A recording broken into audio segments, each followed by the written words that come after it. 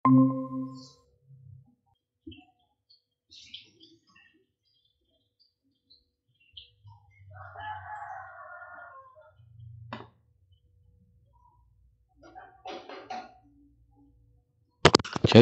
cek, suara Bapak terdengar? Cek. Terdengar, Pak. Oke, ya.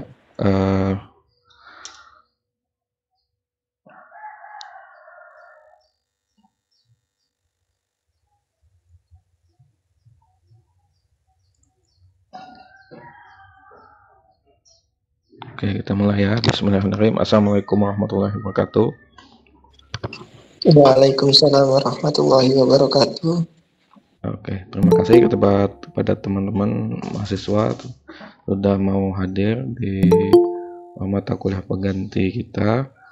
Itu tema kali ini tentang penyusunan RT RW kabupaten.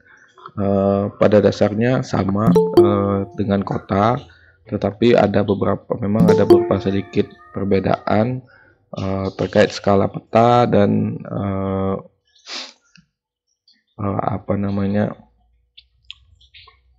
RTH-nya. Nah, RTH itu dia memiliki beberapa hal yang agak sedikit berbeda. Nah, ini dasar hukumnya dalam penyusunan rencana tata ruang untuk tata ruang kabupaten ataupun kota juga sama. RDTR juga mungkin teman-teman yang sekarang sedang menyusun RDTR pada studio mungkin menggunakan dasar hukum yang sama. Untuk penyusunan ini menggunakan Permen ATR nomor 11 untuk pedoman teknisnya. Jadi tata cara penyusunan dari awal sampai akhir itu di Permen ATR nomor 11 tahun 2021. Ini kurang tahunnya. Tahun 2021 di sini. Kemudian pada Permen ATR ini juga ada tata cara PK, peninjauan kembali. Misalkan mau dirubah rencana tata ruangnya itu setelah kurun waktu 5 tahun itu boleh dirubah. Nah, perubahan ini bisa ada dua, ada PK, peninjauan kembali, atau revisi. Kalau dia masih di bawah 20% perubahannya, muatan perubahannya jika dihitung, ada hitung-hitungannya, itu dia akan dianggap PK. Tapi jika lebih dari 20% maka dianggap revisi. Dan revisi ini hampir sama dengan tata cara pembuatan dari awal. Ya, dari awal pembuatan itu hampir sama. Kemudian aturan yang digunakan selanjutnya itu tentang Permen ATR BPN nomor 13 tahun 2021. Ini juga tahun 2021. Tentang pelaksanaan kesesuaian kegiatan pemanfaatan ruang dan sinkronisasi program pemanfaatan ruang. Jadi ada yang sedikit berbeda di sini di aturan yang terbaru. Jadi sinkronisasi program pemanfaatan ruang itu ada tahapan yang ini pada muatan arah pemanfaatan ruang. Jadi pada arah pemanfaatan ruang ada yang namanya indikasi program, pelaksanaan kesesuaian kegiatan pemanfaatan ruang, plus satu lagi yang terakhir sinkronisasi program pemanfaatan ruang. Nah, ini tujuannya untuk mensinkronkan indikasi-indikasi program pada dokumen-dokumen perencanaan yang sifatnya strategis atau dokumen-dokumen induk. Misalkan dokumen yang sifatnya strategis itu seperti RPJPD, RPJMD, yang mana RPJPD dan RPJMD sekarang meskipun dia adalah dokumen yang strategis ya, dia harus juga memuat unsur-unsur spasial. Jadi perencanaannya juga harus spasial. Nah, sama juga RT RW juga harus sinkron dengan indikasi program yang ada di rencana pembangunan jangka menengahnya dan rencana pembangunan jangka panjang daerah, dan juga di indikasi program pada rencana induk, seperti misalkan rencana induk pengembangan pertanian, rencana induk pengembangan pariwisata, rencana induk industri. Jadi rencana induk sektoral yang dibuat OPD itu harus sinkron dengan rencana tata ruang. Nah, ini adalah hal baru pada Permen ATR nomor 13 tahun 2021, yang sebelumnya di Permen ATR nomor 11 tahun 2020 waktu itu 2018, Permen ATR nomor tahun 2018 itu tidak ada. Nah, di Permen untuk penyusunan basis data penyajian peta itu merujuk kepada Permen ATR nomor 14 tahun 2022. Nah, di dalam permen tersebut itu ada pedoman dalam penyusunan base datanya, juga filenya bagaimana, kemudian untuk layout peta itu untuk landscape ataupun portrait, bentuknya ada, kemudian muatan-muatan dalam petanya itu juga diatur di Permen ATR nomor 14. Nah, sedangkan Permen ATR nomor 15 tahun 2021 ya, itu juga ini 2021, itu ada tentang koordinasi penyelenggaraan penataan ruang. Jadi ini mengatur tentang forum tata ruang. Nah, forum tata ruang ini digunakan nanti dalam penyusunan tentang pelaksanaan kesesuaian kegiatan ruang pemanfaatan ruang. Jadi dalam pelaksanaan kesesuaian kegiatan pemanfaatan ruang, jadi peran forum perencanaan ruang atau FPR itu sangat penting sekali, dan koordinasinya dengan antara OPD dengan FPR nanti diatur di permen ini. Nah, baik itu juga dalam penyusunan pelaksanaan kegiatan pemanfaatan ruang sebagai muatan rencana tata ruang, dan juga dalam pengeluaran PKKPR. PKKPR dulu namanya ada timnya TKPRD, kemudian berubah jadi BKPRD. Sekarang itu tidak ada lagi, tapi menggunakan forum perencanaan ruang. Kemudian ini adalah tahapan secara garis besar tahapan penyusunan rencana tata ruang kabupaten. Nah, untuk pertama itu ada tahapan persiapan, pengumpulan data, kemudian tahapan kedua pengumpulan data dan informasi, pengolahan dan analisis data, penyusunan konsep rencana tata ruang kabupaten, kemudian penyusunan Raperda. Nah, untuk tahap persiapan itu adalah pembentukan tim penyusun. Nah, pembentukan tim penyusun ini itu terdiri dari OPD yang terkait urusan pemerintahan di bidang penataan ruang, lingkungan hidup, serta OPD lain terkait. Nah, jadi boleh OPD-OPD lain yang terkait, misalkan Dinas Pertambangan, Dinas Pertanian masuk ke dalam tersebut selama masih terkait dengan penyusunan rencana tata ruang. Kalau misalkan kemudian kantor Badan Pertanahan Nasional, maksudnya ini adalah kantor cabang di Kantah ya, Kantah atau Kanwil, Bapak Kantah. Jadi kantor BPN yang berada di kabupaten. Nah, ini yang masuk dalam tim penyusun. Kemudian tim ahli ini boleh dari profesional ataupun akademisi yang juga profesional. Nah, tim ahli ini yang nanti akan menyusun rencana tata ruang, kemudian diketuai oleh profesional perencanaan wilayah dan kota. Jadi seorang planner yang profesional, ketuanya ditandai oleh dia memiliki sertifikasi ataupun KTA kalau kata kita itu sertifikasi dalam perencanaan.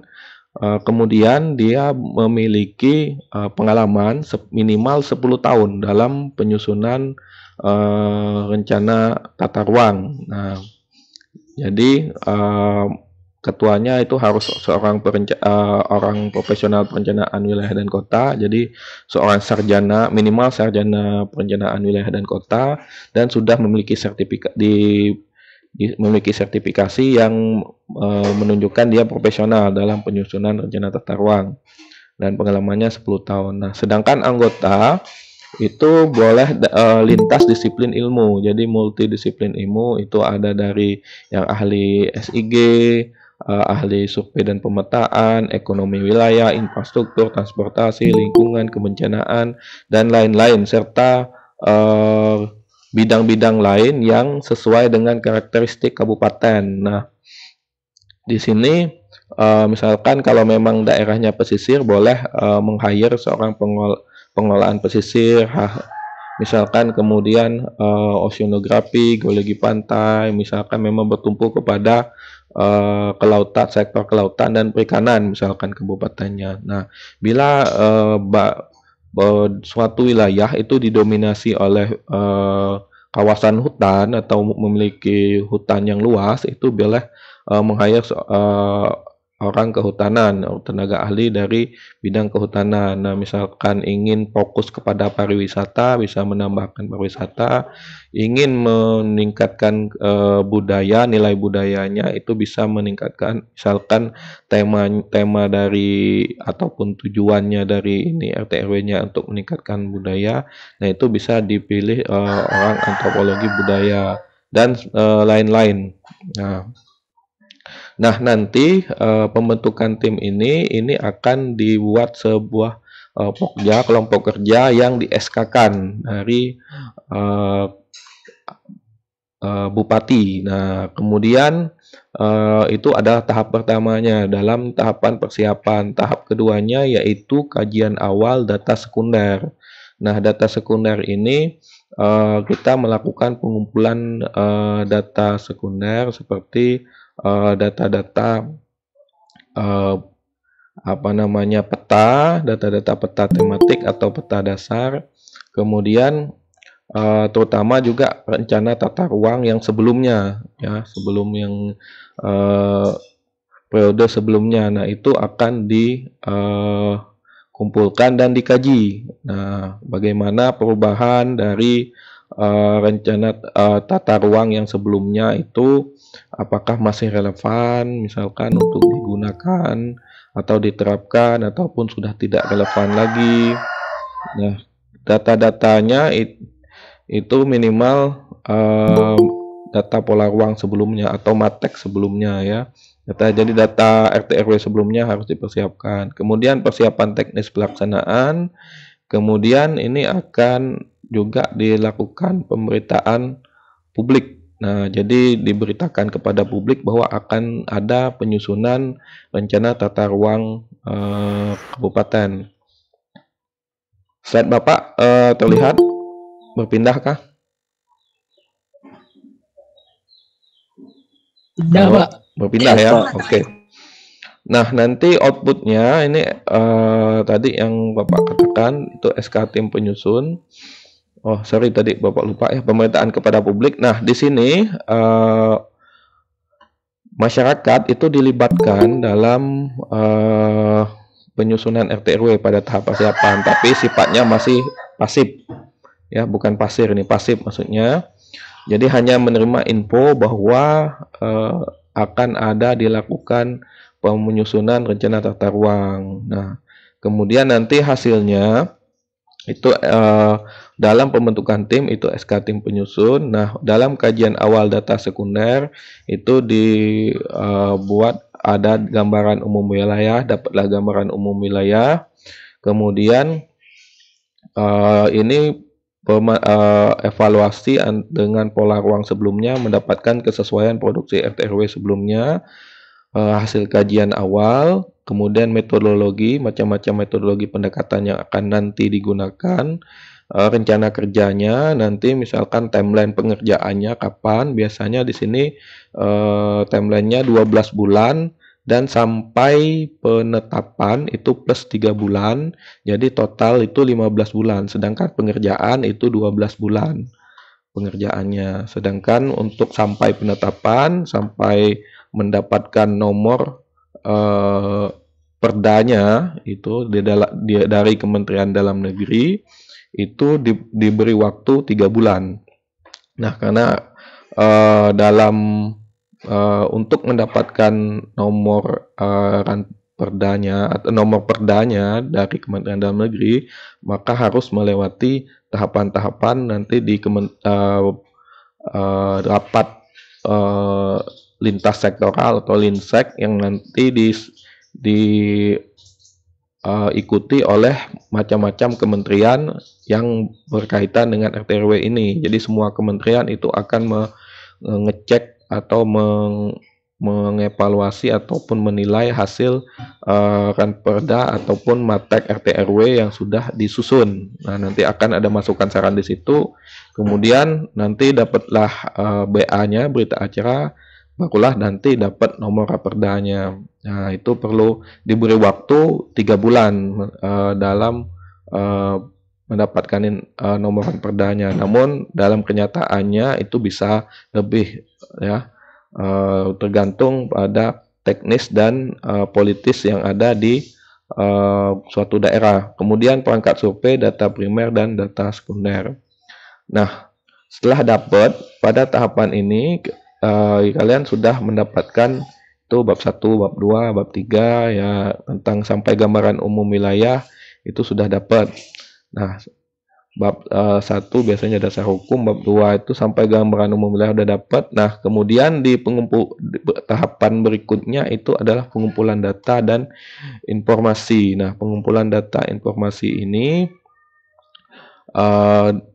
adalah pengumpulan data, misal bisa primer, jadi wawancara, survei ke lapangan, kuesioner, dan data sekunder. Data sekunder ini dari studi literatur ataupun data-data dari peta-peta yang berasal dari lintas OPD ataupun lintas kementerian yang direlevan yang akan digunakan. Nah, data primer di sini bisa berupa aspirasi masyarakat, misalkan ada masyarakat hukum adat, misalkan mengusulkan untuk wilayah mereka itu menjadi kawasan hukum adat. Nah, itu juga masuk ke dalam data primer. Nah, kemudian untuk turun ke lapangan survei untuk mengecek, nah itu juga masuk ke dalam data-data primer. Nah, kemudian kondisi fisik, sosial, dan ekonomi wilayah ini selain menggunakan data sekunder, nanti juga bisa dilakukan pengecekan ataupun survei kembali atau di wilayah tersebut. Jadi tidak hanya mengandalkan data-data sekunder yang dikeluarkan oleh misalkan BPS ataupun OPD-OPD terkait, tetapi juga harus turun ke lapangan untuk pengecekan. Nah, data sekunder ini peta dasar dan peta tematik. Jadi peta dasarnya dan peta tematik ini berasal dari OPD-OPD ataupun dari kementerian, lintas kementerian ataupun dari BIK, ataupun kalau misalkan tidak ada datanya, misalkan petanya, kita boleh membuat peta, tetapi harus dengan rekom ataupun sudah ada surat rekomendasi dari BIK bahwa peta tersebut sudah menyesuaikan dengan kaedah-kaedah kartografi. Nah, kemudian data dan informasi yang biasanya dikumpulkan itu ada secara garis besar itu ada 5. Itu data wilayah administrasi, ini berdasarkan dari keputusan Menteri Dalam Negeri biasanya untuk menentukan batas wilayah yang sah dan luasan yang sah berdasarkan aturan Kemendagri. Kemudian data dan informasi kependudukan biasanya isinya ini adalah jumlah penduduk, distribusi penduduk, pertumbuhan penduduk dari tahun ke tahun, dan lain-lain. Laju pertumbuhan penduduk, kematian, kemudian migrasi segala macam itu dapatnya bisa dari BPS ataupun OPD-OPD yang lain yang masalah kependudukan, misalkan Capil. Nah, kemudian data dan informasi bidang pertanahan ini terkait dengan kepemilikan tanah, apakah tanahnya nanti dalam merumuskan rencana tata ruang kita juga perlu tahu bahwa kepemilikan lahan tersebut. Nah, jadi untuk mengetahuinya kita bisa mendapatkannya dari ATR BPN tentang hak kepemilikan lahan.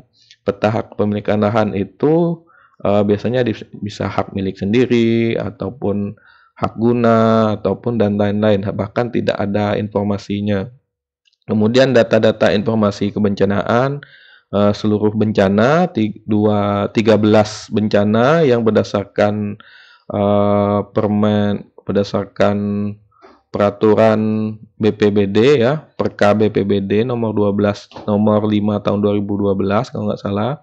Nah, 13 bencana tersebut yang masuk ke dalam sini, bencana banjir, longsor, dan seterusnya, baik itu peta risiko, dan peta kerawanan.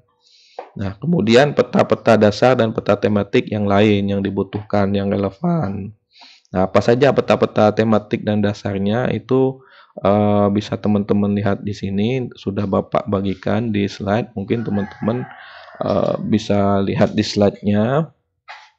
Kemudian bisa peta RBI, ini RBI sumbernya ini dari BIK ya, dan sudah mendapatkan surat rekom dari BIK juga sebagai bukti administrasinya bahwa ini dasarnya dari BIK. Peta geomorfologi, topografi atau kemampuan tanah, kemudian citra satelit. Nah, citra satelit ini digunakan nanti untuk pengecekan. Nah, dan minimal resolusi spasialnya itu 10 meter, 10 meter sampai 15 meter untuk RT RW ya. Untuk RT RW itu 10 sampai 15 meter. Kalau disamakan dengan citra satelit, itu citra satelit minimal spot. Nah, lebih dari spot apakah boleh? Boleh ya. Misalkan citra satelit QuickBird, citra satelit GeoEye, tapi itu terlalu rinci menurut Bapak, karena QuickBird dan GeoEye itu sampai 45 cm atau 0,45 meter. Nah, kemudian kalau QuickBird tuh 0,65 meter, nah itu sudah terlalu rinci, ataupun misalkan menggunakan cita-cita lain yang setara dengan 10 sampai 15 meter. Kemudian baterimetri, jenis pantai, informasi lainnya ini bisa Anda dapatkan di Pushydrosal ataupun dari LIPI. Nah, kalau garis pantai itu biasanya dari LIPI, kalau baterimetri ini dari Pushydrosal. Nah, kemudian peta batas wilayah administrasi kabupaten ini dari Kementerian Dalam Negeri. Peta status kawasan hutan ini bisa dapatkan dari, kalau di provinsi itu bisa ke BPKH-nya. BPKH di setiap provinsi. Jadi setiap provinsi itu memiliki BPKH, itu ada perwakilan dari Kementerian Kehutanan dan Lingkungan Hidup. Nah, kemudian peta kawasan konservasi alam, suaka marga satwa, dan biodiversitas di luar kawasan hutan. Ini bisa diperoleh dari hasil kajian dari OPD yang terkait, misalkan lingkungan hidup kalau di kabupaten, kalau di provinsi, karena biasanya Dinas Kehutanan dan Lingkungan Hidup. Ataupun bisa dapat dari Kementerian Lingkungan Hidup. Nah, kemudian peta objek vital nasional dan kepentingan HANKAM, kemudian peta satuan wilayah sungai dan daerah aliran sungai, ini bisa dapatnya di BPDAS. Nah, di kita BPDAS Cerucuk. Nah, kemudian peta klimatologi ini bisa dapatkan di BMKG ya, baik itu peta curah hujan, angin, dan temperatur.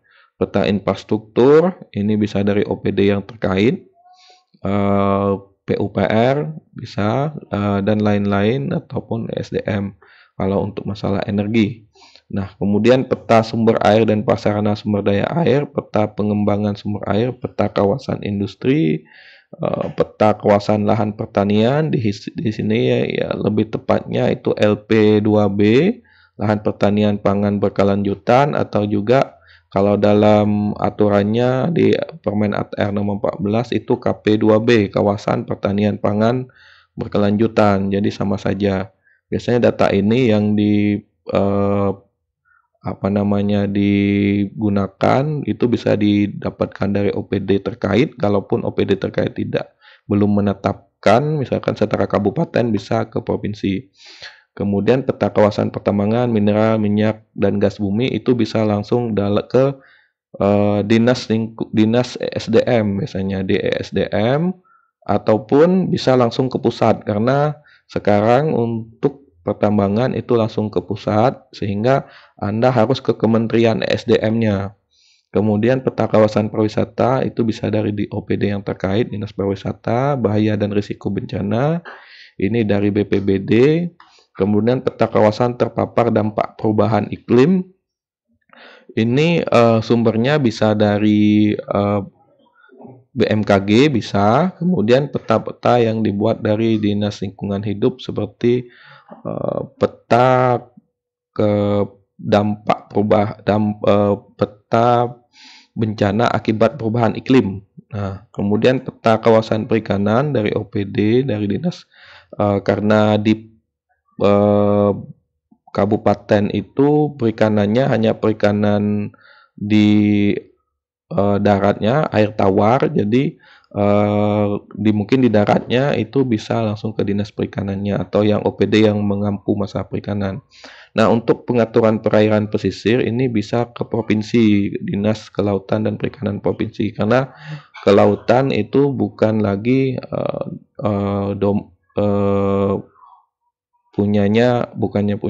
kewenangan dari kabupaten, tetapi kewenangan provinsi. Nah, peta lahan gambut ini dari KLHK, ini KLHK yang mengeluarkan. Peta bidang pertanahan itu ATR BPN, itu bisa meminta ke perwakilan ATR BPN yang ada di kabupaten, di kantahnya. Nah, kemudian peta indikatif tumpang tindih informasi geospasial tematik itu atau peta PT, ini isinya peta kesesuaian antar rencana tata ruang. Jadi rencana tata ruang nasional, rencana tata ruang provinsi, rencana tata ruang kabupaten, rencana detail tata ruang, itu nanti akan di-overlay untuk dilihat apakah ada inkonsistensi dalam alokasi ruangnya. Jangan sampai nanti di kabupatennya mungkin itu kawasan ataupun di provinsinya dia kawasan lindung, tahu-tahu di kabupaten dan RDTR-nya itu di RT/RW kabupaten atau kotanya dia kawasan budidaya. Artinya ini tidak ada konsistenan dalam dalam keuangannya ataupun dalam alokasi ruangnya, sehingga bisa diindikasikan bahwa rencana tata ruang tersebut tidak merujuk kepada perencanaan yang di atasnya, seperti kabupaten itu merujuk kepada RT/RW provinsi dan RT/RW nasional. Nah, kemudian peta indikatif penundaan pemberian izin baru. Nah, peta PIP dan PT ini adalah peta yang dulu untuk di Permen ATR nomor pada tahun 2018 itu tidak diminta, tetapi sekarang ini diminta. Jadi ini adalah dua peta yang baru. Nah, PIP ini bisa didapatkan di BPKH ya, perwakilan dari KLHK ataupun langsung ke KLHK langsung. Nah, tapi kalau di provinsi bisa minta ke BPKH. Nah, jadi setelah informasi-informasi tadi didapat, dikumpulkan, itu nanti setiap peta ataupun setiap informasi itu harus ada BA, berita acara, ataupun rekom dari yang memberi OPD si pemberi sebagai syarat administrasinya bahwa peta itu memang benar sumbernya itu dari OPD ataupun lembaga tersebut. Nah, itu untuk syarat administrasi. Nah, nanti data-data tersebut dikumpulkan, nanti jadi bahan dalam analisis ataupun pengolahan yang mana akan menghasilkan buku fakta dan analisis. Nah, pada tahapan pengumpulan data dan informasi itu keterlibatan masyarakat itu ada juga dimasukkan, baik itu pemberian data, memberikan masukan. Jadi secara aktif. Kalau tadi masih pasif ya dalam persiapan di tahap pengumpulan data ini, peran masyarakat sudah aktif. Jadi sudah bisa memberikan data ataupun meminta data, kemudian memberi masukan ya, kemudian juga mencari informasi terkait potensi dan masalah penataan ruang. Jadi nanti biasanya di konsultasi publiknya itu nanti biasa dimintakan atau ini apa namanya masukan saran. Nah, disinilah nanti si masyarakat itu memberikan data-data, terutama data-data spasial yang paling penting. Misalkan ada pengusulan perubahan dari kawasan hutan yang tadinya kawasan hutan, tetapi existingnya sudah kawasan permukiman. Nah, itu nanti si masyarakat akan memberikan info bahwa wilayah tersebut sebenarnya aslinya bukan lagi hutan, tetapi permukiman, meskipun statusnya itu kawasan hutan lindung atau hutan produksi. Nah, nanti masyarakat bisa memberikan koordinat ataupun bisa memberikan deliniasinya. Nah, berupa data SHP misalkan nanti ke di sini biasanya pengampunya PUPR ya. Nah, nanti PUPR akan mengumpulkan data-data tersebut dan nanti ada berita acaranya. Nah, data-data yang tadi dikumpulkan itu akan dianalisis. Nah, ini mungkin sudah teman-teman lakukan, cuman skala petanya saja yang berbeda. Dan satuan wilayahnya yang berbeda. Mungkin yang saat teman-teman lakukan sekarang dalam penyusunan RDTR itu skala datanya itu desa. Nah, kalau di sini boleh sampai kecamatan minimal. Desa juga boleh, tapi untuk data-data yang non spasial ya, data non spasial itu kecamatan sudah cukup. Nah, tetapi kalau mau sampai desa juga boleh. Tetapi tidak perlu sampai desa pun boleh, ini minimal kecamatan saja. Nah, kemudian untuk data spasialnya itu 1:50.000 kalau RT RW kabupaten, sedangkan RT RW kota itu 25.000, 1:25.000, dan RDTR 1:5.000 atau lebih besar. Nah, yang sedang teman-teman kerjakan. Nah, ini analisisnya hampir sama dengan teman-teman lakukan dalam rencana detail tata ruang yang sedang teman-teman kerjakan. Nah, analisis ini bukan hanya analisis yang sifatnya spasial saja, tetapi juga aspasial, seperti analisis kebijakan spasial dan sektoral. Jadi data-data perencanaan sektoral seperti rencana induk, kemudian rencana-rencana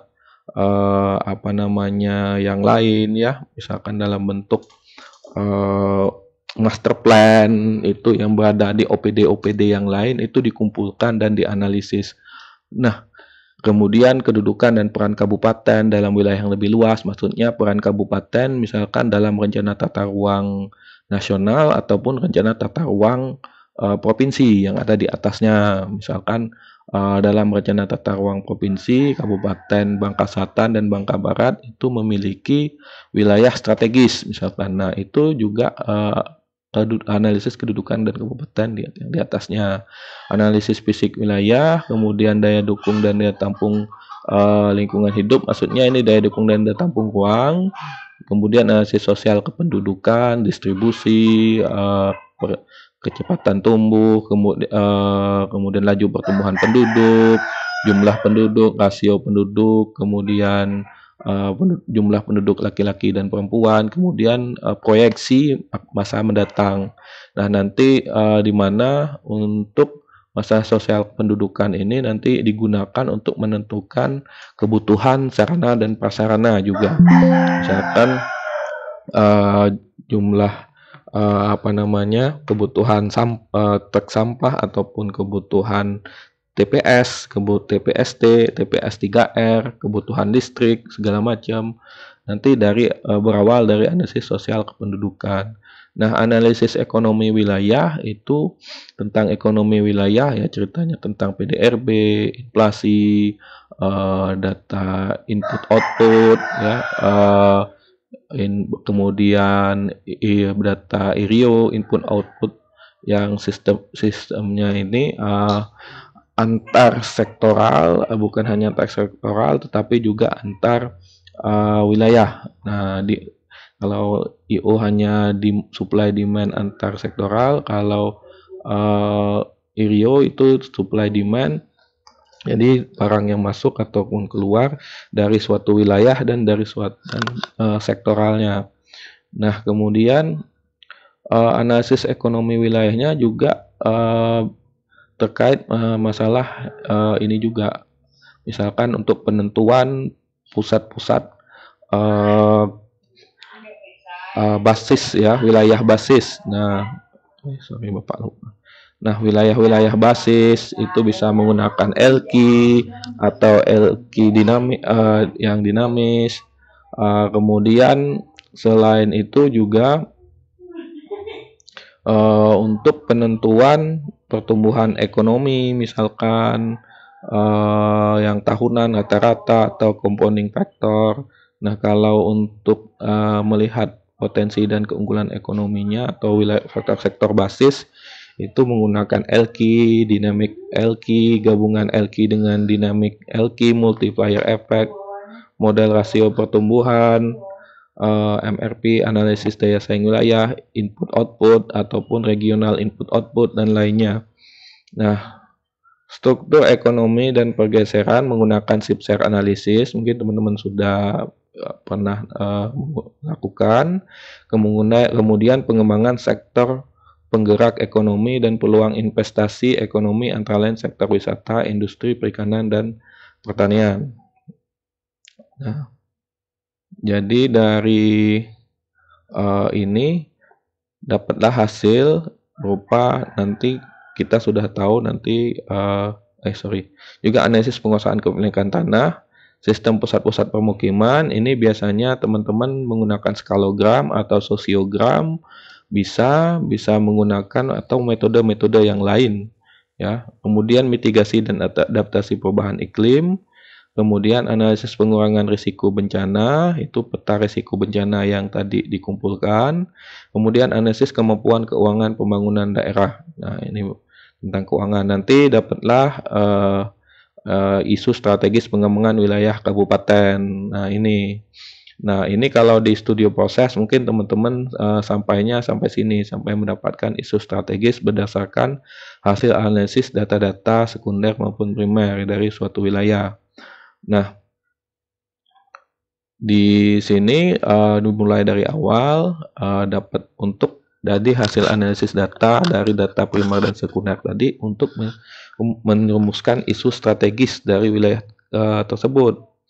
Nah, kemudian potensi dan masalah penataan ruang wilayah kabupaten termasuk kaitan wilayah dengan sekitarnya. Jadi, hasil analisis tadi itu akan mendapatkan potensi, masalah, peluang, tantangan dari wilayah tersebut. Kalau potensi dan masalah itu biasanya dari internal, peluang dan tantangan itu dari eksternal biasanya. Kalau biasanya menggunakan SWOT, baik itu wilayah di dalam wilayah atau dengan wilayah yang ada di sekitarnya yang bertetanggaan, misalkan Kabupaten Bangka yang bertetanggaan dengan Kota Pangkal Pinang, Kabupaten Bangka Barat, Kabupaten Bangka Tengah, itu juga harus dilihat potensi masalahnya, kemudian peluang dan tantangannya. Selain itu juga dalam nanti biasanya dalam penyusunan konsep RT/RW-nya itu konsepsi RT/RW terutama dalam penyusunan struktur dan pola ruang itu harus memperhatikan RT/RW yang ada di sebelahnya. Jadi RT/RW yang ada di sebelahnya itu harus disesuaikan. Kalau di sebelahnya itu misalkan wilayah pertambangan, maka untuk wilayah di kita itu yang berbatasan, misalkan ya, berbatasan dengan kita itu wilayah pertambangan, wilayah budidaya lah. Nah, maka yang dalam penempatannya kita juga harus kawasan budidaya kalau bisa. Kalaupun tidak bisa, kita harus melakukan mitigasi.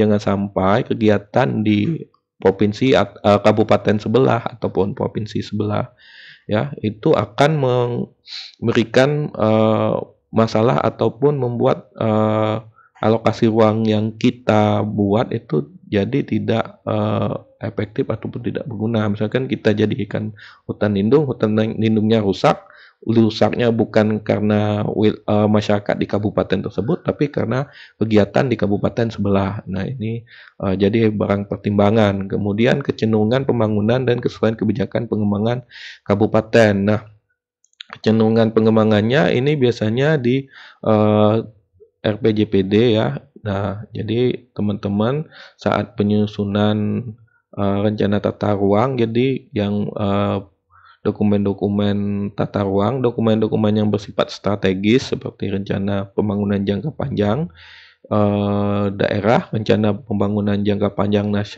nasional, rencana pembangunan jangka menengah juga daerah dan nasional, baik itu provinsi kalau daerah ataupun kabupaten, itu harus dilihat juga arah pembangunannya itu kemana. Biasanya di RPJPD itu yang jangka panjang 20 tahunan.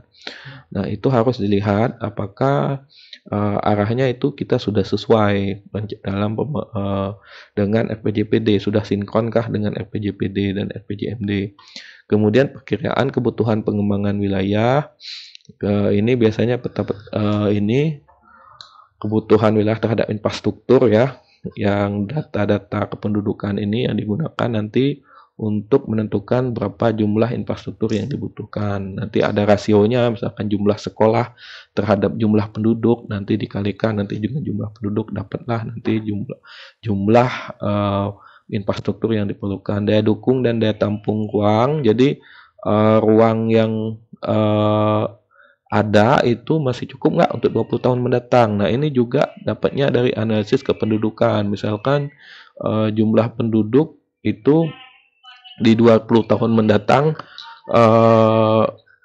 sekitar 100.000, sedangkan kebutuhan ruangnya berapa per orang, 8,7 meter persegi misalkan. Jadi sekitar 8 juta, perlunya 8 juta meter persegi atau 870 hektar misalkan. Nah itu di analisis nanti menjadi hasil. Nah kemudian distribusi penduduk perkotaan dan perdesaan, maksudnya di sini perkotaan dan perdesaan dalam fungsionalnya. Nah dalam fungsinya, bukan statusnya kota atau desa. Jadi di dalam saat Anda melakukan analisis sosiogram atau skalogram ataupun apapun itu, metodenya banyak ya untuk menentukan fungsi kota. Nanti fungsi kotanya akan terlihat di situ, dia masuk hierarki nomor berapa. Nah, kalau dia fasilitasnya lengkap, banyak, nanti dia akan masuk ke dalam fungsi perkotaan atau hierarki 1 misalkan. Sedangkan kalau dia jumlah sarana prasarananya sedikit, itu biasanya fungsinya pedesaan. Nah, itulah maksudnya distribusi penduduk wilayah dengan fungsi perkotaan dan fungsi pedesaannya. Nah, kemudian dapatlah juga disparitas antar wilayah. Ini biasanya dianalisis menggunakan indeks Williamson ataupun ada juga bisa dilihat dari model gravitasi misalkan. Nah, klaster ekonomi dan pusat pertumbuhan ekonomi. Nah, nanti teman-teman dapatlah dari hasil analisis ini buku fakta dan analisis. Nah, buku fakta dan analisis ini nantinya isinya hasil analisis dan peta-peta berupa album peta. Nah, kalau berdasarkan permen ATR ini album petanya harus ukuran A1 ya, kertasnya. dan skalanya 50.000. Nah, petanya boleh nggak di bawah itu, misalkan 250.000. Jika memang petanya tidak ada, boleh 250.000 dengan dibuat catatan bahwa peta tersebut skalanya 250.000. Jadi ada kekurangan dalam peta tersebut. Nah, setelah Anda di tahapan ini Anda dapat buku-buku fakta analisis. Nah, kemudian kita mulai ke tahapan penyusunan konsep rencana tata ruang kabupaten. Jadi dalam penyusunan konsep rencana itu nanti rencana tata ruang kita akan melakukan rumusan tujuan, kebijakan, dan strategi pengembangan berupa konsep yang mana terdapat alternatif tujuan, alternatif kebijakan yang banyak nanti masih berupa alternatif yang nanti belum dipilih ya menjadi menjadi rumusan tujuan, kebijakan, strategi, dan pengembangannya serta konsep pengembangan wilayah. Jadi masih pilihan-pilihan yang nanti akan dipilih, nanti dirapatkan, nanti di sini di FGD kan kita dalam Pokja nanti maunya bentuknya apa. Nah, di bagian sini juga ya. Nah, di bagian sini nanti dipilih. Nah, kemudian masyarakat di sini aktif juga dalam biasanya dikonsultasikan publik lagi. Nah, di sini masyarakat akan mendapatkan konsep ataupun draft RT RW ya. Nah, di draft RT RW ini nanti masyarakat memberikan masukan saran. Nanti untuk tujuan, terutama muatan-muatan RT RW ya, tujuan, kebijakan, strategi, pola ruang, kawasan strategis, struktur ruang, arahan pemanfaatan ruang, ketentuan pengendalian pemanfaatan ruang nantinya juga setelah ini. Nah, nanti setelah terpilih tujuan, kebijakan, dan strateginya, kemudian itu dibuat muatannya, rencananya, muatan untuk yang memang draft yang bukan lagi konsep, bukan lagi alternatif, tapi sudah terpilih berdasarkan FGD. Nah, nanti dipilih tujuan, kebijakan, dan strateginya. Nah, tujuan ini biasanya itu mengacu kepada visi misi dari daerah tersebut. Itu biasanya tertuang di rencana pembangunan jangka panjang daerah. Nah, kemudian kebijakan ini adalah turunan dari tujuan.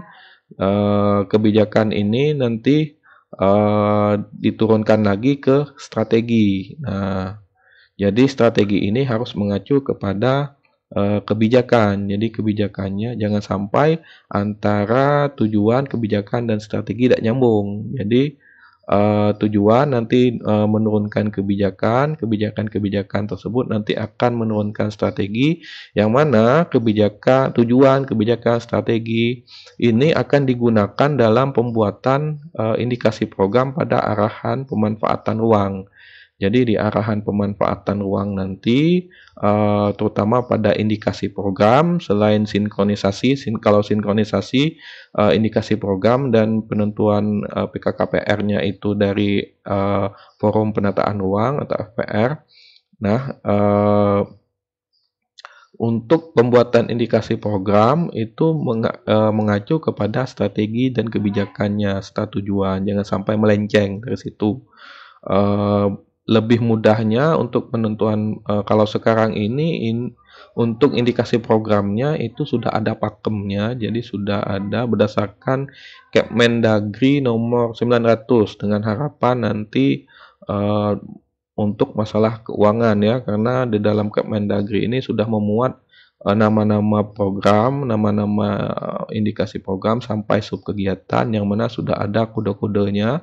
Yang kode tersebut nanti akan terhubung kepada kode untuk pembiayaan, untuk penganggaran. Diharapkan nanti sama penganggaran ininya bisa dianggarkan.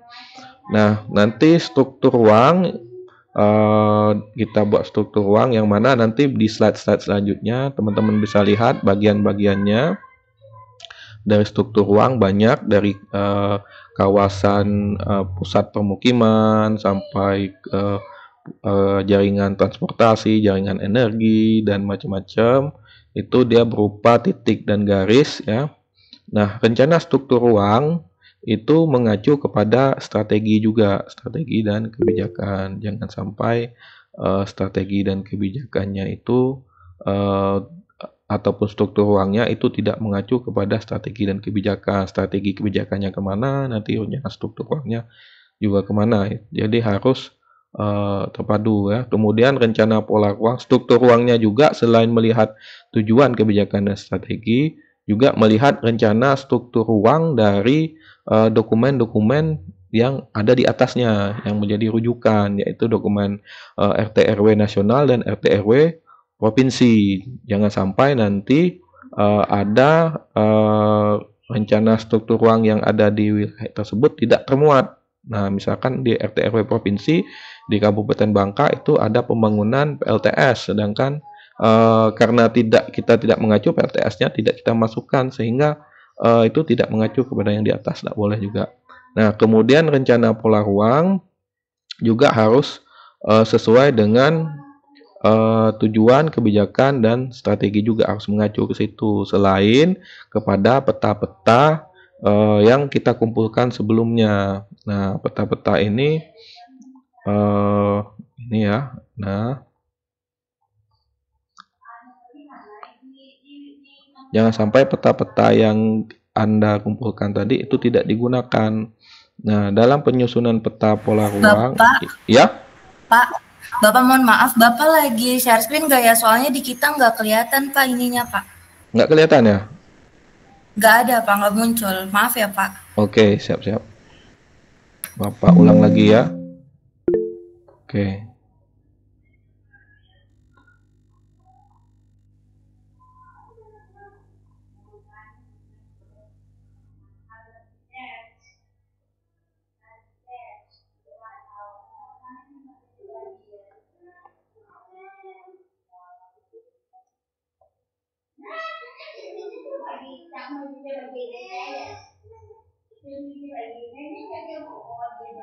Apakah sudah muncul? Cek. Sudah, Pak. Oke, sudah ya. Oke, kita lanjutkan lagi. Oke, nah, jadi rencana pola ruang yang dibuat itu harus mengacu kepada juga kebijakan dan strategi yang sudah ada, tujuan yang sudah kita susun.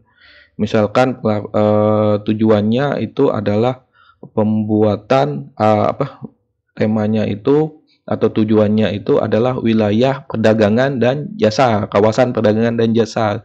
Tujuannya atau tujuan wilayahnya itu.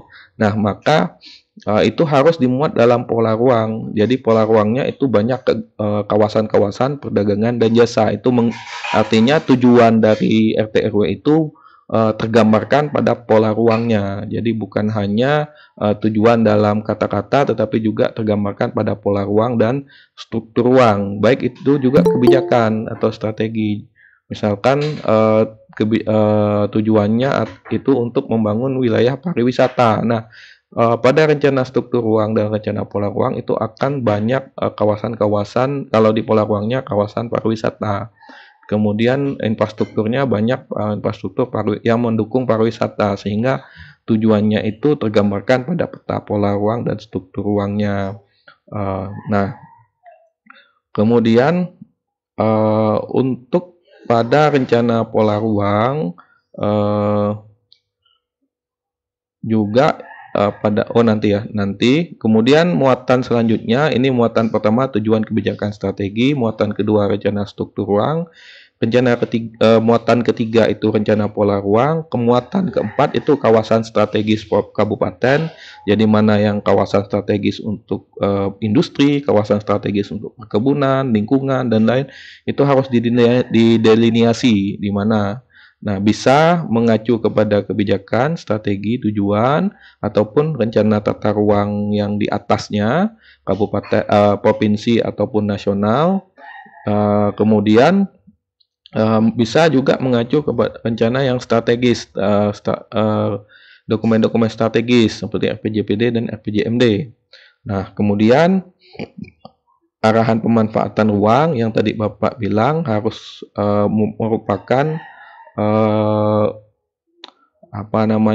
terjemahan dari kebijakan dan strategi yang isinya indikasi program ke PKKPR, pemanfaatan kesesuaian ruang, kemudian sinkronisasi indikasi program. Jadi indikasi program pada dokumen-dokumen yang lain, misalkan RPJMD, RPJPD, dokumen sektoral lainnya seperti indikasi program pada dokumen induk pengembangan pertanian, dokumen induk pengembangan pariwisata, itu nanti disinkronisasikan untuk dilakukan pembobotan. Jadi di mana mana yang paling dominan, mana yang paling tinggi bobotnya itu akan dimuat pada indikasi program pada arahan pemanfaatan ruang. Jadi indikasi programnya juga dapat dari sinkronisasi, juga dapat juga dari tujuan kebijakan dan strategi. Nah, kemudian selanjutnya ketentuan pengendalian pemanfaatan ruang, ini isinya ketentuan umum zonasi KUZ, jadi mana apa saja kegiatan yang boleh dan tidak boleh dilaksanakan muatan selanjutnya, dan boleh dengan bersyarat. Nah, jadi sifatnya umum. Nah, kalau teman-teman yang lakukan di RDTR itu KUPZ, jadi sudah tergambarkan dalam bentuk tabel ITBX biasanya. Nah, kalau RDTR, kalau RTRW tidak sampai dalam bentuk tabel ITBX. Nah, kalau di RDTR teman-teman susun sekarang ini ataupun dalam studio kota ini itu disusun dalam bentuk tabel ITBX. Jadi izin terbatas, izin bersyarat, X ini tidak boleh. Nah, kalau di RTRW tidak sampai tabel itu tersebut.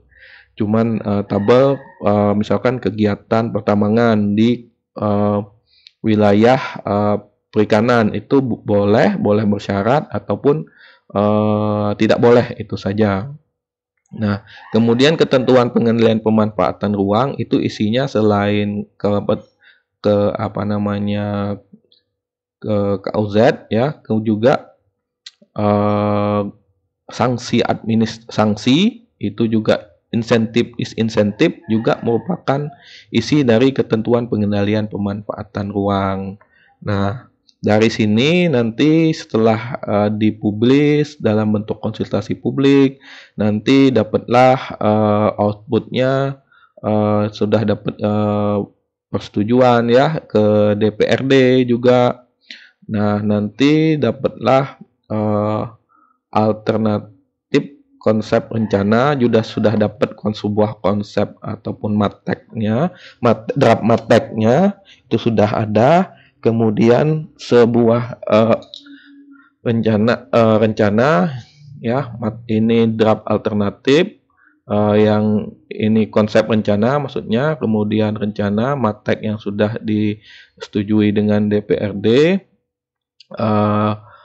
kemudian album peta. Nah, album peta di sini Bapak bilang tadi skalanya minimal 50.000, boleh lebih rendah dengan catatan dan dibuat dalam dalam ukuran kertas A1.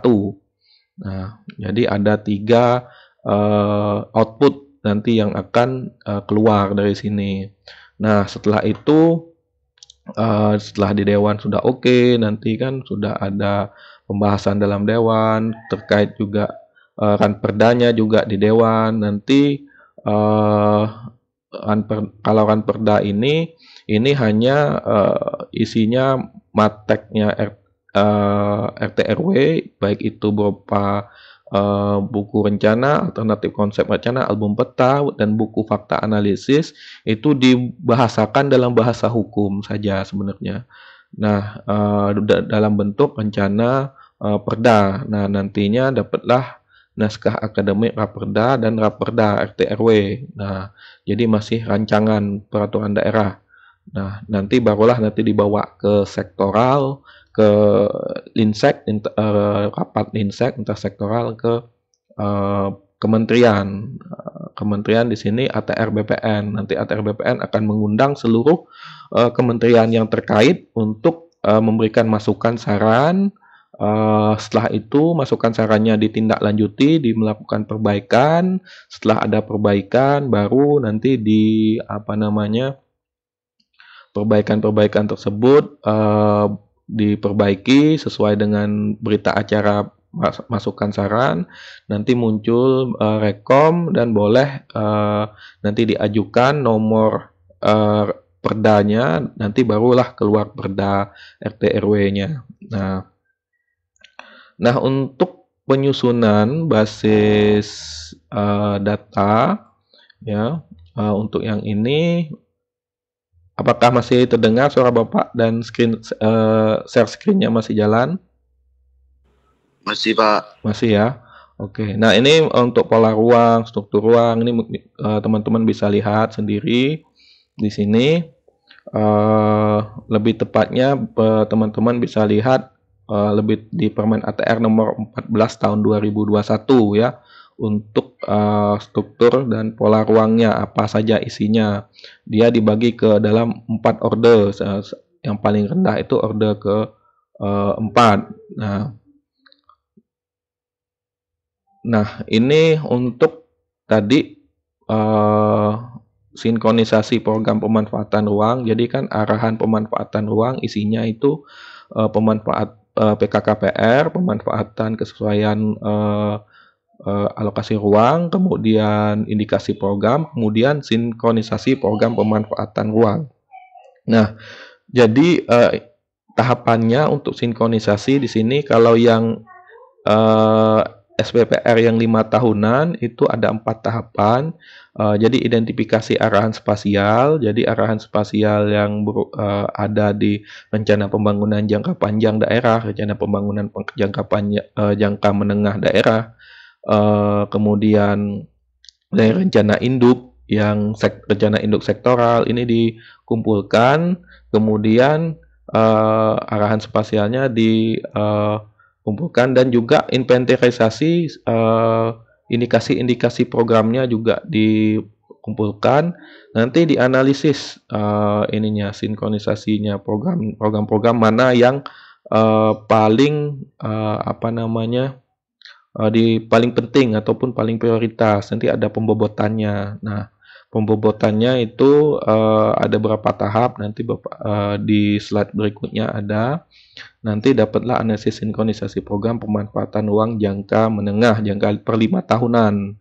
Nah, jadi ada indikasi program dan hasil sinkronisasi dari dokumen-dokumen perencanaan lainnya, baik itu yang sifatnya strategis ataupun rencana tata ruang lainnya. Nah, kemudian yang 1 tahunan itu hanya 3 tahapan, hampir sama sebenarnya, dia ada identifikasi, cuman karena di SPPR 1 tahunan ini tidak ada arahan spasial, dia hanya identifikasi keterlaksanaan rencana terpadu program pemanfaatan ruang jangka menengah. Jadi RPJMD-nya itu identifikasi apakah mana saja yang sudah terlaksana, mana saja yang belum. Nanti dilakukan pembobotan untuk melihat prioritas, nanti dapatlah usulan indikasi program untuk prioritas. Nah, ini muatan arahan pemanfaatan ruang yang sinkronisasi program pemanfaatan ruang. Nah, untuk arahan spasial, kemudian inventarisasi, ini contohnya di sini. Teman-teman bisa lihat di Permen ATR nomor 13 tahun 2021 untuk sinkronisasinya bagaimana. Indikasi-indikasi program di dokumen-dokumen lain, sehingga bisa masuk menjadi indikasi program di rencana tata ruang wilayah kabupaten. Nah, ini. Nah, nanti dibuat hasil sinkronisasi tadi dalam sebuah peta mana yang merupakan kawasan yang menjadi apa namanya, prioritas, mana yang bukan, kemudian program, indikasi program tadi yang hasil sinkronisasi tadi dituangkan ke dalam sebuah peta seperti ini. Nah, nanti dibuat prioritasnya seperti ini kan. Mana saja yang merupakan prioritas nomor 1, nomor 2, nomor 3, dan seterusnya.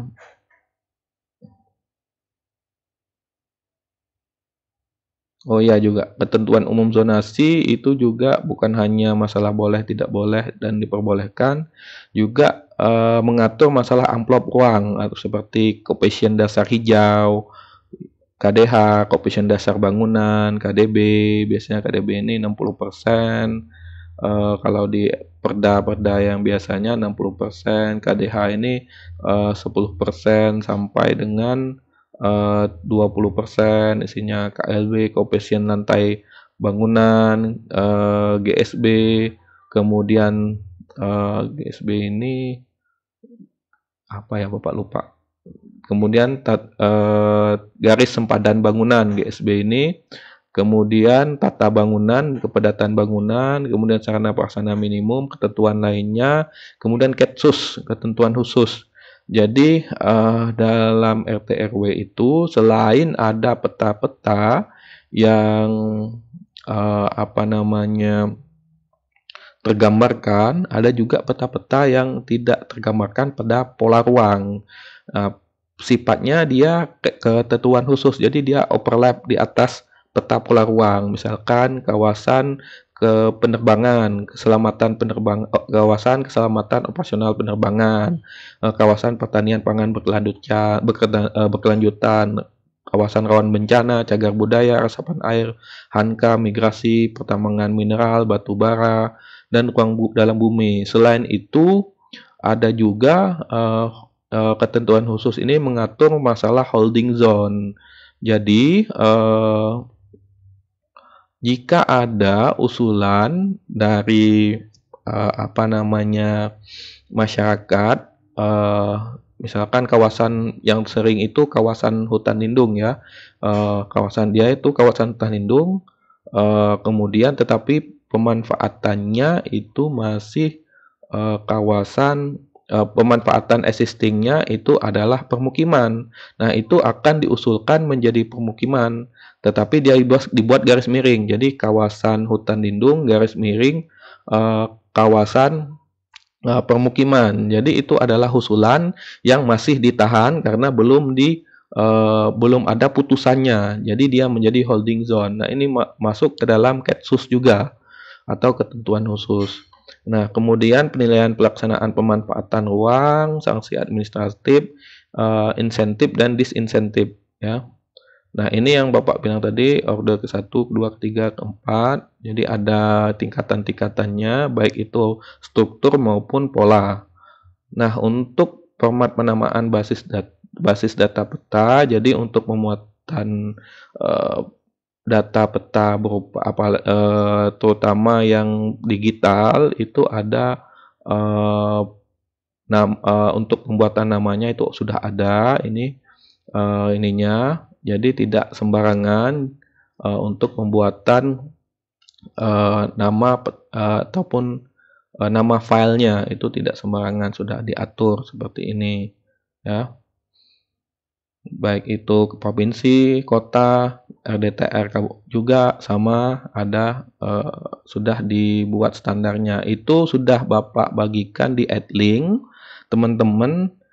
Biasanya filenya berupa geodatabase, filenya GDB ya, formatnya itu sudah ada di link AdLink. Sudah, kalau kalian mau download silakan. Bapak rasa juga teman-teman sudah punya ya masing-masing. Nah, ini yang sering kesalahan-kesalahan ataupun kesalahan topologi dalam pembuatan peta, terutama peta pola ruang dan struktur ruang. Adanya overlap seperti ini tidak boleh ya. Kemudian adanya gap di sini, ini juga tidak boleh. Kenapa? Nanti antara wilayah perencanaan maksudnya wilayah administrasinya dari kabupaten, wilayah perencanaannya itu kalau di RT RW biasanya batas administrasi kabupatennya nanti tidak sama luasannya. Luasannya misalkan Pangkal Pinang itu wilayah perencanaannya 10.495 meter persegi, karena ada double di sini, ada overlap, dia lebih 500 meter hektar misalkan, bukan meter persegi, 10.500 hektar jadinya. Nah, itu tidak sesuai dengan peraturan Menteri Dalam Negerinya tentang luasan wilayah. Nah, itu bahayanya nanti di situ karena perbedaan luasan. Sama juga gap seperti ini, di tengah-tengah ada gap, di tengah-tengah wilayah perencanaan di situ ada yang bolong seperti ini. Nah, itu juga tidak boleh. Nah, kalau pembuatan garis, kalau ini yang poligon ya, yang garis itu tidak boleh ada yang putus seperti ini, ataupun overlap ada 2 garis yang kemudian overlap di salah satu saja, misalkan panjang di sini yang overlap di sini juga tidak boleh. Nah, itu kalau tipe topologinya itu salah, tidak boleh. Nah, nanti teman-teman bisa menggunakan fungsi topologi yang ada di kalau di ArcGIS topologi itu ada koreksi topologi, itu ada untuk mengecek error topologi atau galat topologi, itu bisa dicek dengan menggunakan format GDB, bisa geodatabase bukan SAP. Kalau SAP tidak boleh, tidak bisa, bukan tidak boleh. Nah, ini untuk keterangan pengisian di basis datanya juga judulnya harus ini, misalkan untuk nama objek ini order keempatnya, order keempat biasanya itu sama dengan nama objek, itu tulisannya 6 OBJ seperti ini di judul filenya. Kalau yang bagian pemetaan mungkin ngerti ya, order 1, order 2, order 3, order 4, kode kawasan, jenis rencana struktur ruangnya, dia namanya seperti ini, judul kolomnya atau judul filenya harus seperti ini. Nah, sudah ada aturan-aturannya. Nah, ini untuk ketentuan khusus juga ada aturan-aturannya di sini. Nah, kemudian ini untuk tipe datanya ya. Nah, untuk baik itu pola ruang ataupun struktur ruang.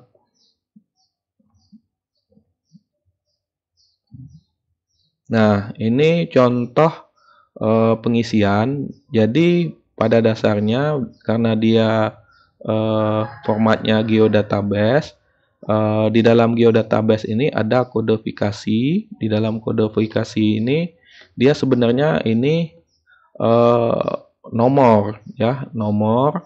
Tetapi saat kita mengklik di sini kita ada pilihan di sini mau order satunya jaringan tetap atau jaringan bergerak, misalkan untuk jenis rencana struktur ruang yang sistem jaringan telekomunikasi. Nah, dia ada kodifikasinya. Kodifikasinya itu berupa nomor. Di sini saat kita pilih dia berupa teks, tapi sebenarnya dia berupa nomor karena terhubung dengan file Excel yang ada di dalamnya. Itu juga sudah Bapak upload di AdLink, silahkan kalau mau melihat.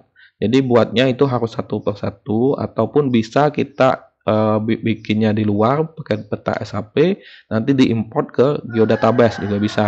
Tetapi saat input di SAP-nya itu harus menggunakan bukan bentuknya teks, tetapi bentuknya angka sebenarnya ini. Tetapi karena sudah kita import ke geodatabase, nanti dia akan otomatis berubah. Nah, ini contoh penyajian layout petanya, baik itu yang landscape ataupun portrait seperti ini. Nah, untuk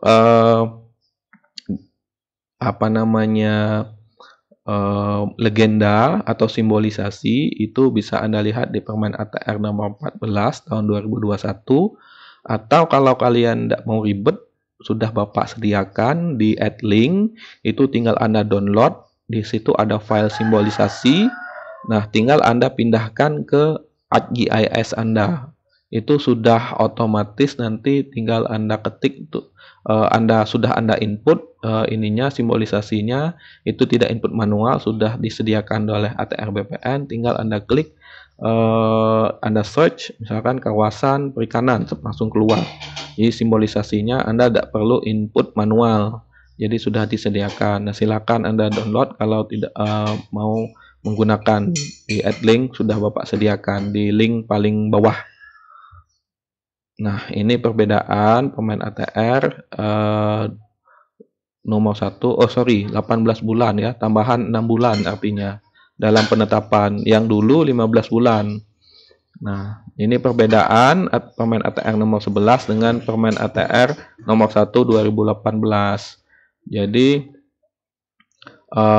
di tahap penyusunan ini ada penyusunan pembahasan, sedangkan di pemain ATR itu sudah tidak ada. Kemudian sistem perkodaan, di sini tidak ada jalan desa segala macam. Kemudian di tip ininya, ordernya ataupun ininya, kalau dulu dia itu sepadan pantai, sepadan sungai, kawasan sekitarnya, kawasan lindung spiritual dan kearifan lokal. Nah, sepadan pantai dan sepadan sungai itu bagian dari kawasan perlindungan setempat. Jadi RTH, sepadan pantai, sepadan sungai, sepadan danau, sepadan dan embung itu merupakan bagian dari kawasan perlindungan setempat. Nah, itu perbedaannya dengan pemain ATR untuk basis datanya. Di sini hutan rakyat, kalau di dulu hutan rakyat, di sini berubah perkebunan rakyat. Kemudian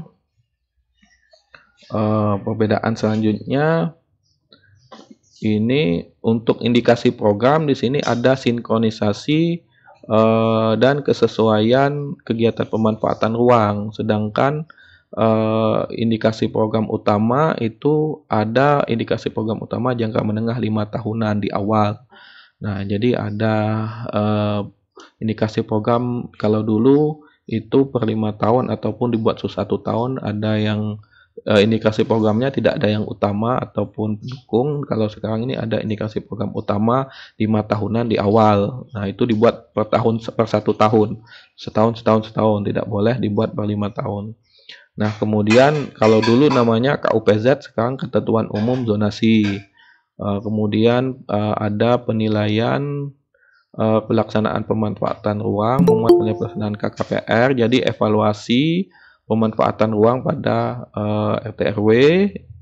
Ya, kemudian di sini yang terbaru tambahan overlay untuk Ketsus ataupun holding zone. Nah, di sini sudah ada ketentuan ininya, tambahannya tentang Ketsus, kalau dulu tidak ada.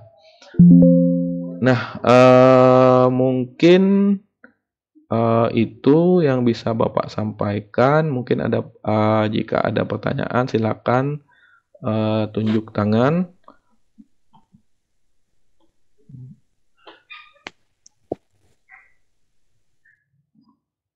Ya. Apakah ada pertanyaan terkait kuliah hari ini?